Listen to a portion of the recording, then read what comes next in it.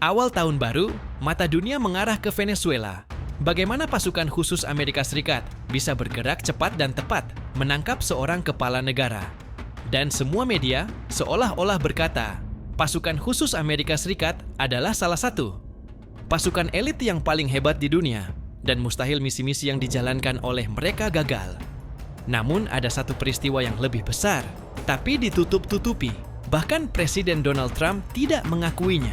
Bukan karena misi ini lebih besar, tapi karena misi ini gagal.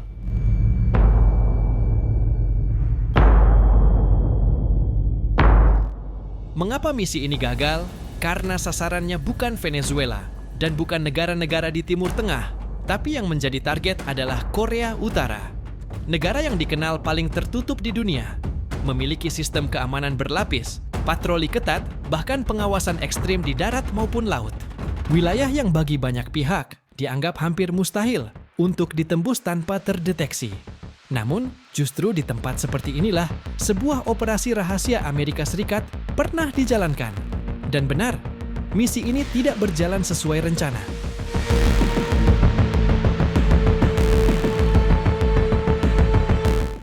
Operasi rahasia dan rumit ini terjadi pada 2019, tapi baru terungkap ke publik pada tahun 2025 kemarin oleh The New York Times. Dalam laporannya, bahwa operasi ini dilakukan pada masa pemerintahan pertama Presiden Donald Trump. Kala itu, dunia sedang menyoroti diplomasi nuklir antara Donald Trump dan Kim Jong-un, dan mereka telah bertemu sebanyak 3 kali. Di tengah ketegangan geopolitik inilah, Amerika Serikat menjalankan sebuah misi yang sangat sensitif. Misi ini tidak diumumkan, tidak dicatat dalam konferensi pers, dan tidak pernah dimaksudkan untuk diketahui oleh publik. Operasi tersebut tidak diserahkan kepada pasukan biasa. Misi ini dilaporkan melibatkan Navy SEALs dari unit paling elit, Angkatan Laut Amerika Serikat, sebuah unit yang di kalangan militer, dikenal sebagai Naval Special Warfare Development Group, atau lebih dikenal publik dengan nama SEAL Team 6. Ini bukan sekadar pasukan khusus. Ini adalah unit yang dipilih dari para Navy SEAL terbaik, ditugaskan hanya untuk misi-misi paling sensitif, paling berisiko, dan bernilai strategis tinggi. Nama mereka jarang muncul ke permukaan. Namun, ketika muncul, biasanya satu hal telah terjadi. Sebuah operasi besar, dengan konsekuensi besar. Dan unit yang sama inilah yang pernah menjalankan salah satu operasi militer paling terkenal di era modern, yaitu penyerbuan pemimpin Al-Qaeda, Osama bin Laden, pada tahun 2011. Dan pada 2019, pasukan khusus SEAL Team 6 ini kembali dipercaya untuk menembus salah satu wilayah paling tertutup dan paling dijaga di dunia, Korea Utara. Tujuan misi ini terdengar sederhana, namun dampaknya bisa mengubah peta kekuatan kawasan. Tim elit tersebut ditugaskan untuk menyusup secara diam-diam ke wilayah Korea Utara dan menanam perangkat penyadap.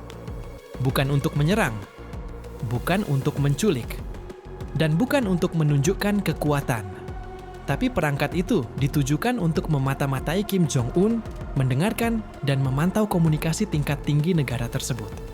Jika misi berhasil, Amerika Serikat akan memperoleh sesuatu yang jauh lebih berharga daripada senjata.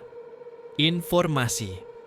Informasi tentang apa yang dibicarakan, tentang kapan keputusan dibuat, dan tentang langkah apa yang akan diambil berikutnya.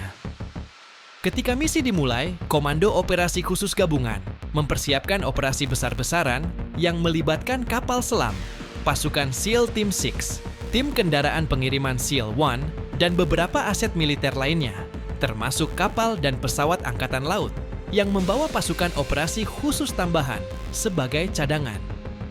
Rangkaian aset itu bertumpu pada satu tujuan, memasukkan tim kecil, bekerja sendiri, dan kembali tanpa jejak. Pasukan khusus tersebut dikerahkan dengan 2 kapal selam mini dari sebuah kapal selam angkatan laut. Salah satunya harus putar balik setelah melewati titik pendaratan. Kemudian di perairan dingin, mereka berenang berjam-jam menuju daratan, sesekali mengintip ke atas air. Namun, tiba-tiba pasukan khusus itu melihat sebuah perahu kecil yang membawa sekitar 3 orang.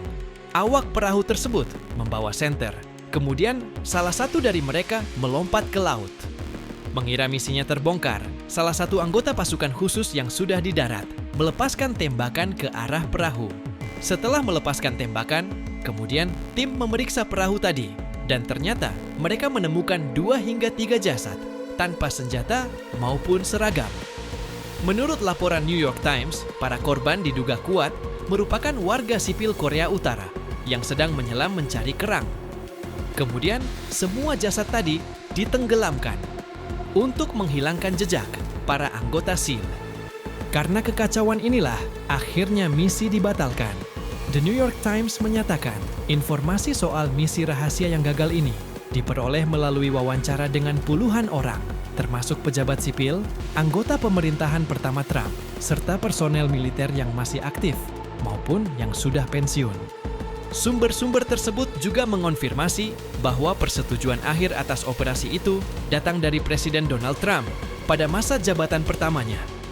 Namun ketika dimintai tanggapan, Trump membantah mengetahui misi tersebut. "Saya bisa mengecek, tetapi saya tidak tahu apa-apa soal itu," ujarnya. "Saya baru mendengarnya sekarang, untuk pertama kali," tambahnya.